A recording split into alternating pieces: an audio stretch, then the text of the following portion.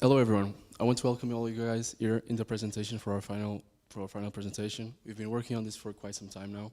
I'm going to present to you guys Player Zero. I want to start this presentation with a quick question. I want to ask you guys, do you remember the last time that you went and attended a sports event? I want to ask you this because how did you get there? Did you get there by private transportation, by a car? Or did you get there by public transportation?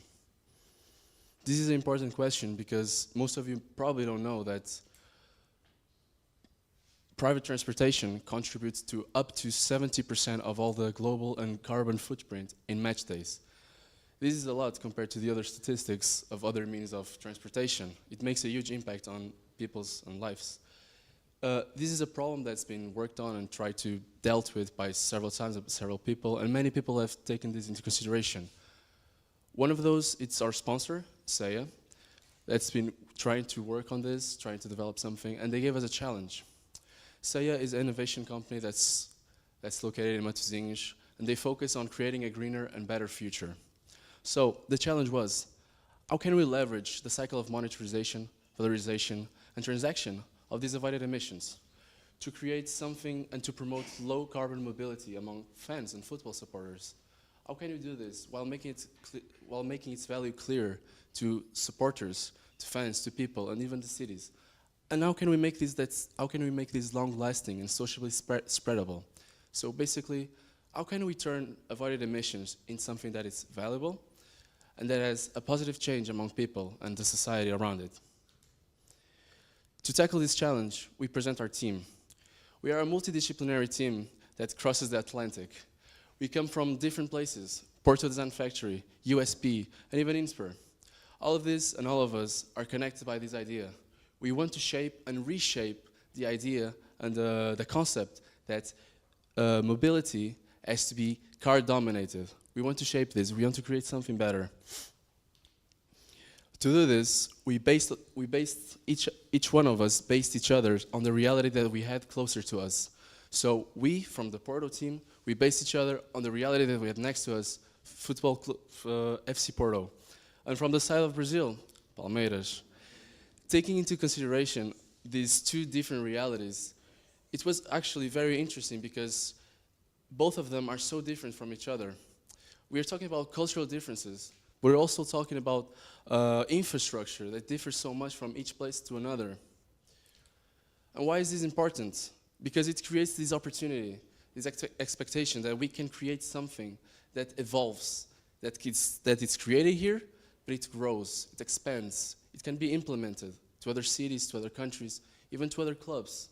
So we hope that Player Zero, our system, what we created, can be exported and can grow in other places. That's what we want. But how did we get here? What did we do, and how did we understand this? We went to the field, literally.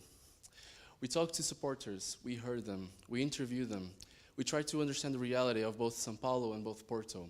We tried to understand the infrastructure, the connections, what people wanted, what people didn't want, what was important to them, what was relevant. We iterated with our sponsor, we worked and we challenged ourselves to do something that was relevant and interesting. And what did we find out?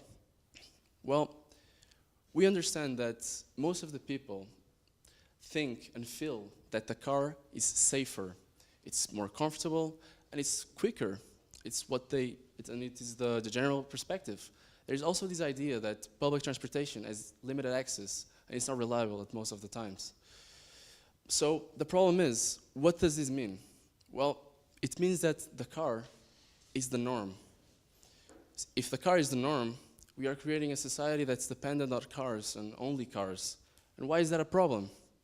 Well, if car dominates the landscapes, cities get congested, parking lots get overused, public transportation gets overused as well. Things just don't work, are not fluid, are not dynamic. This creates problems for the clubs, for the cities, and for the general ways that people want to live their lives in the cities.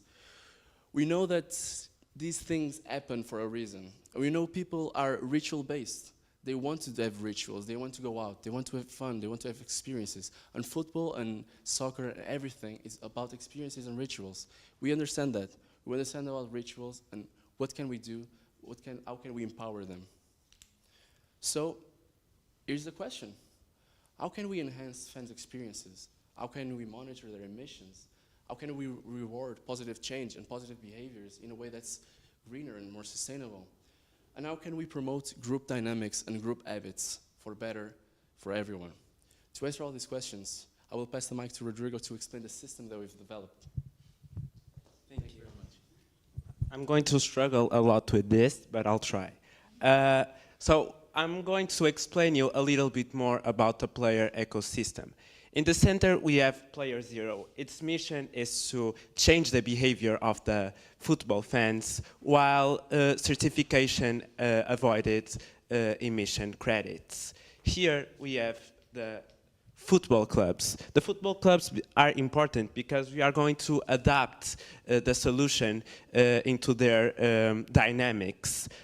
We have sponsors. Sponsors are important because they are the ones that are going to reward the football fans if they change their behavior. We have the city councils because we are going to work in their location, and we have the service as a partner because there are some dynamics that work well in the cities and the councils, and we want to work with them to make our solution better. But for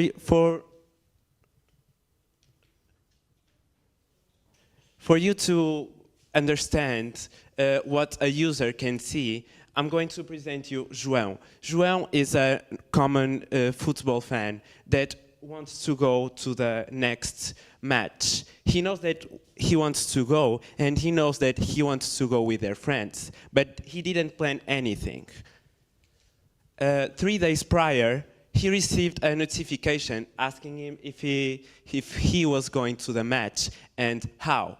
Because he was going with their friends, he clicked on the carpooling option. But all of the others show if they are the fastest, the cheaper, or the most comfortable ones, while showing the emissions avoided during the trip. When everything is set, the other friends receive a notification with all the plan, the pickup location and time. In the day of the game, they all end up following the suggestion, and they are now in the car together. And because they want to start the energy of a football game, they choose to do a challenge that is in our solution. They choose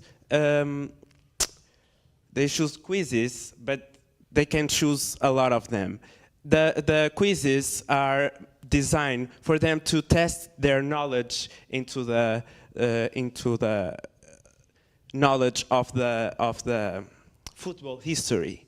And because they are all together interacting with the app, they can use the Player Zero full car park. And because of that, they don't have to waste their time trying to find a way to park their car.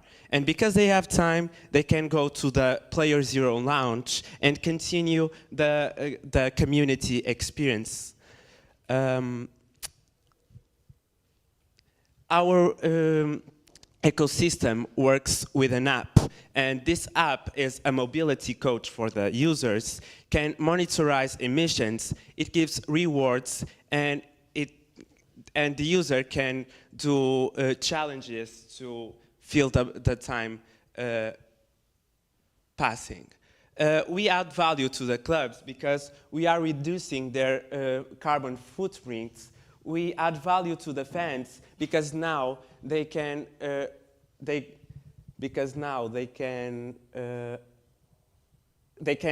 be more into in the experience and give rewards. And we add value to the city because we add we optimize mobility flow, and we reduce the quality, we increase the quality of the air.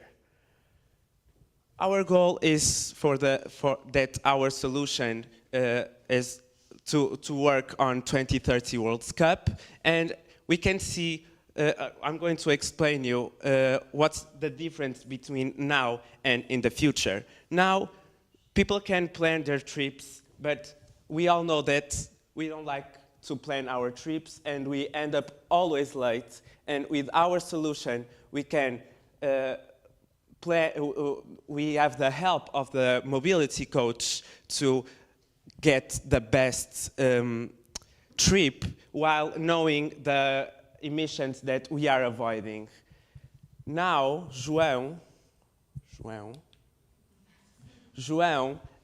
is stressed and frustrated because maybe he cannot get on time to the match, but in the future he can share the trip with their friends, and because our mobility coach works so well, he is going to be at time on the stadium.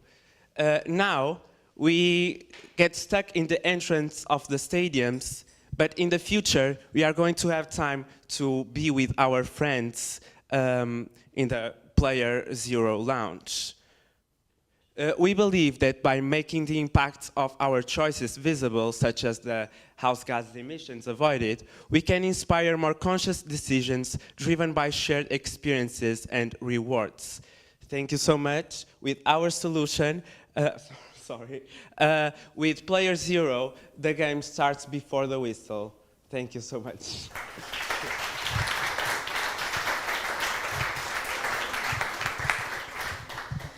Good team, great. Any questions from the audience? Questões? Uma questão ali, ok. Antes de mais, parabéns. Uma das questões que eu tenho é que, nos casos dos jogos de futebol, se vocês virem, as pessoas não... Acho que a grande maioria das pessoas já faz o carpooling, isto é, as pessoas já vão juntas nos carros para ver futebol, e as pessoas até preferem ir nos carros pessoais e deixam os carros, às vezes até a quilómetro de distância do estádio, e não se importam de ir a pé até lá. Mas o que acho que é o mais crítico quando vamos ver o futebol, principalmente quando estamos a usar transportes públicos, é a questão da densidade. Por exemplo, para irmos para o metro, para irmos para o autocarro, é muita gente e apesar disso não são as verdadeiras soluções. Por isso é que ainda hoje as pessoas usam os carros pessoais. Como é que acham que poderá, porque isto tornar a dinâmica, tornar mais metros e etc, pode ser complexo, mas como é que vocês pensaram nisso? Segundo alguns estudos, os carros privados normalmente vão com, não sei se está a funcionar, 2 pessoas e, portanto, quando vemos as pessoas a deslocarem-se para o estádio, o carro normalmente não vai cheio. Os transportes públicos, porque toda a gente não... toda a gente, estou a generalizar, mas porque muita gente não planeia bem a viagem, os fluxos de chegada ao estádio são todos ao mesmo tempo e não há nenhuma infraestrutura que consiga ter uma cidade inteira a deslocar-se para o mesmo sítio. E com a nossa solução nós conseguimos dividir e incentivar as pessoas a usarem diferentes meios de transporte e, portanto, diminuir esse fluxo. Obrigado. Também o tempo de viagem. Sim. Não querendo ser muito incisivo, mas nem ser muito provocador, mas é principalmente, eu acho que não é tanto lá, é ouvir lá. Há pessoas que até saem fora do jogo mais cedo para vir embora. E aí já não consegues controlar o fluxo dos transportes públicos. Está toda a gente a sair ao mesmo tempo, percebes? E aí eu acho que o mais crítico não é ir para lá, é principalmente ouvirmos de quem, que já vimos cansados, e aí é que acho que pode ser o mais crítico para a utilização de transportes públicos para ir ver jogos de futebol. Ainda não foi testado, mas nós arranjamos várias dinâmicas antes e depois do jogo para precisamente garantir que as pessoas ficam mais tempo e distribuir o fluxo de adeptos à ida ou à chegada ao estádio. Ok. Obrigado, Rodrigo. Obrigado. Obrigado. Mais alguma questão? É só uma pergunta. Qual é o argumento que vocês vão usar para vender, entre aspas, não é, a ideia? Porque assim, vocês vão têm uma ideia, essa ideia as pessoas têm de aderir a ela, não é? Qual é o argumento? É pelo lado da sustentabilidade, é pelo lado do custo, porque diferentes gerações são sensíveis a argumentos diferentes. Como é que vocês vão vender a ideia? Antes de responderem, se calhar, eu aproveitava para incluir aqui na mesma questão, uma pequena nuance. Há 2 anos atrás, eu e um aluno de mestrado também fizemos aqui uma análise para perceber quais eram os drivers para a utilização do car sharing e do carpooling. Os resultados não foram assim tão animadores quanto nós achávamos que à partida fossem. Portanto, a motivação que nós encontramos nos nossos respondentes não foi assim tão animadora. Mas nós fizemos um estudo de uma forma mais aberta, vocês aqui acho que estão mais a focarem-se no evento e no caso do futebol. Vocês tentaram perceber, do seu ponto de vista cultural, se há aqui alguns fatores que interferem na utilização deste tipo de serviço mais partilhado, no car sharing ou no carpooling? Portanto, isto também um bocadinho ao encontro daquilo que a professora está aqui a referir, não é? O que é que motiva as pessoas a usar este tipo de serviço? E nós, enquanto portugueses, não gostamos muito de partilhar, não é? E a utilização do mesmo carro, até noutros contextos, para ir trabalhar, para ir para outros sítios, às vezes não é muito fácil essa partilha, não? Para começar, sim, a partilha do carro e partilhar o carro é cultural, especialmente cultural, e varia realmente de localidade para localidade. O que nós procuramos também já existem pessoas que o fazem, muita gente já o faz sem incentivos nenhuns, sem recompensas, simplesmente partilham o carro. Se nós conseguimos fazer com que essas pessoas que já partilham o carro serem recompensadas, receberem algum benefício, se calhar a possibilidade de incentivar as outras pessoas a partilha do carro, a mudar esse comportamento, se calhar é positivo e pode melhorar. Em relação à pergunta que tinha feito do porquê que as pessoas vão... Diria que seriam provavelmente...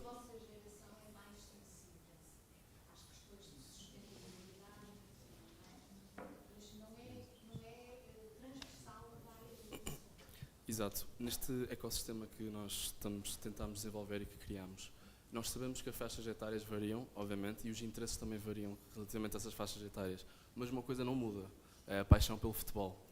Isso é uma certeza absoluta. Agora, uma coisa que nós tentamos fazer é as nossas partnerships com os services, ou seja, os terceiros.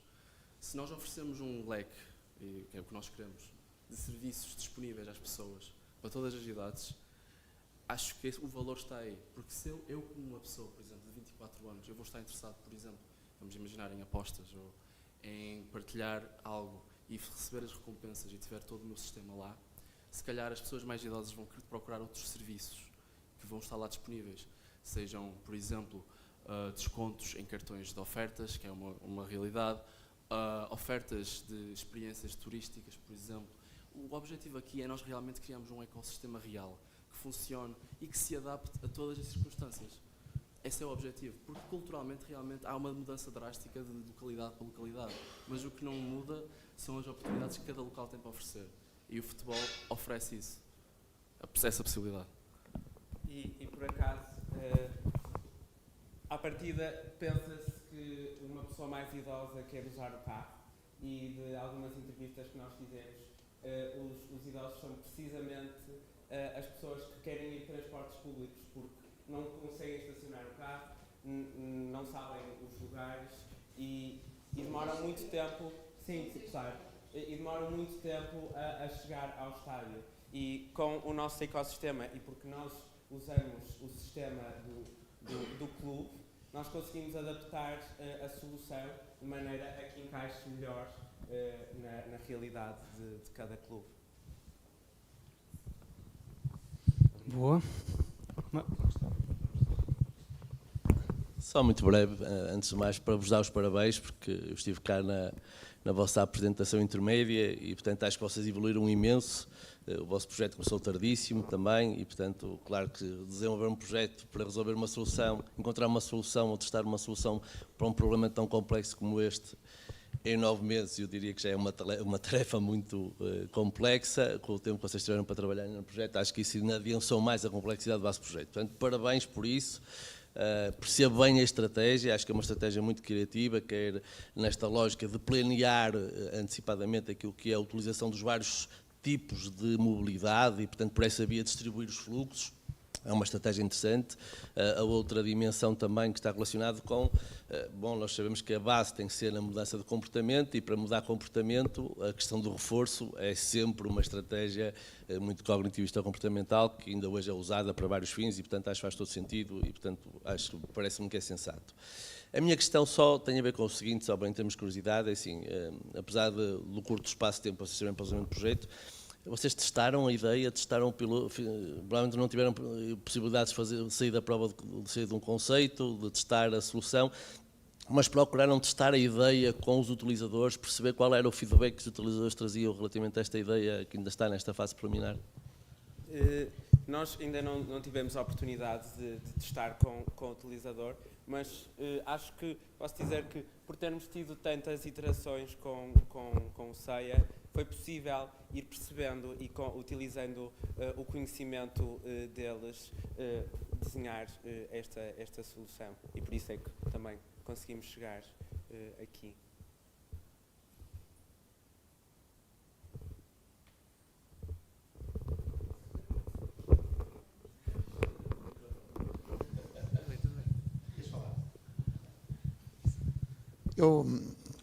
Boa tarde, Vladimir Feliz do CEIIA. Eu não vou colocar perguntas, obviamente, que já as colocamos ao longo deste período e continuaremos provavelmente a colocar. Gostava de dar aqui uma nota muito clara e, como já foi dito, este foi um trabalho que começou tarde, porque o desafio se foi transformando, porque também queríamos algo que nos desafiasse e que trouxesse a equipa para uma dimensão diferente daquilo que tínhamos pensado inicialmente. E dizer que esta experiência foi muito enriquecedora para todas as partes, esta também abordagem multicultural de olharmos para duas geografias totalmente diferentes e que vivem o futebol de forma diferente, permitiu-nos ter uma perspectiva que nós pretendíamos, e daí a escolha também de geografias tão apaixonadas pelo futebol, mas que o vivem de uma forma tão diferente. Mas, acima de tudo, o futebol é a base para transformarmos comportamentos. O objetivo aqui não é o futebol move milhões, este é um caminho para aquilo que queremos fazer no Mundial 2030, que é zerar a pegada carbónica do Mundial através da transformação de comportamentos dos adeptos, e obviamente que é um caminho que começa agora com o Futebol Clube do Porto, com o Palmeiras, com outros clubes que se estão a associar e que em 2028 começará com todas as seleções que participarão no Mundial e onde queremos que os adeptos, além de uma liga desportiva, tenham também uma liga da sustentabilidade e o trabalho que desenvolveram. Eu queria aqui dar um forte elogio, porque nos desafiou também, porque nos surpreendeu em muitos momentos e porque sei que foi uma corrida contra o tempo e, portanto, não podia deixar de dar aqui esta nota, agradecer também à Porto Design Factory toda esta disponibilidade e todo este empenho, e a toda a equipa uma palavra. Só estão hoje aqui dois, mas tivemos a oportunidade de colaborar com todos. Muito obrigado. Muito obrigado.